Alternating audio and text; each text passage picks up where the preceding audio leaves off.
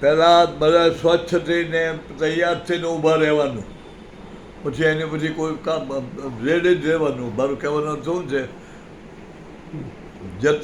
જતા પહેલાં સવારે નીકળે તો દાદા એ ગમે ત્યારે નીકળે ત્યારે કરવાનું છે. સવારે નીકળે, બપોરે નીકળે, સાંજે નીકળે. હાજી હાજી. શું કરવાનું કયો હવે? એને તૈયાર થઈને રહેવાનું પહેલાં, પછી બીજું કોઈ પાણી પીસાબ બધું પતાવી દેવાનું. પાણી આરે દીવો કરવાનો, સાફ સફાઈ કરી નાખવાનું. 50-100 ગ્રામ જેટલા ચોખા, આખા ચોખા, એક સોપારી મોટું, 5 રૂપિયાનો સિક્કો, દીવો અગરબત્તી કરી કુટુંબના બધાએ પાણીયાળા પાસે ઊભું રહેવાનું. બધાએ બોલવાનું, હે પિતૃદેવો, અમારા પિતૃદેવો, બીજાના પિતૃદેવો, બધા હરદ્વાર આ ઠેકાણે આવવાનું છે. તમને બધાને અમારે મોક્ષ ગતિ અપાવવાની છે.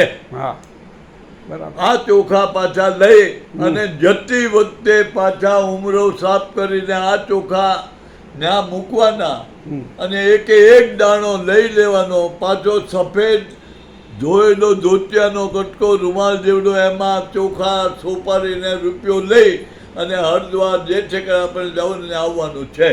આમંત્રણ દેવાનું, નિમંત્રણ. બરોબર. અને આમંત્રણ એટલે મરજિયાત ને નિમંત્રણ એટલે ફરજિયાત. બરાબર. આમંત્રણ જો તમે કહો મારે ઘરે કથા છે આવજો, તો આવું કોઈ ન આવું. પણ નિમંત્રણ હોય કે ભાઈ તમારું ત્યાં સન્માન કરવાનું છે, એને નિમંત્રણ કહેવાય. બરાબર. અને એ હરિદ્વાર લેતા આવે. બરોબર. હરિદ્વાર લેતા આવે. બીજું પિતૃ બેસીને કોઈ નાની મોટી કોઈ વાત કરવાની નહીં, હારી નથી. આપણા હાથમાં ચોખા હોય એ પછી તમારે પિતૃને કોઈ પણ પ્રકારની સારા કે નરસા, બરાબર, એને કોઈ ગુણ અવગુણ હોય એ જ્યાં સુધી આપણે આગળ બોલવું હોય પોટલી ત્યાં સુધી કોઈ અવગુણની વાત કરશો નહીં. બરાબર.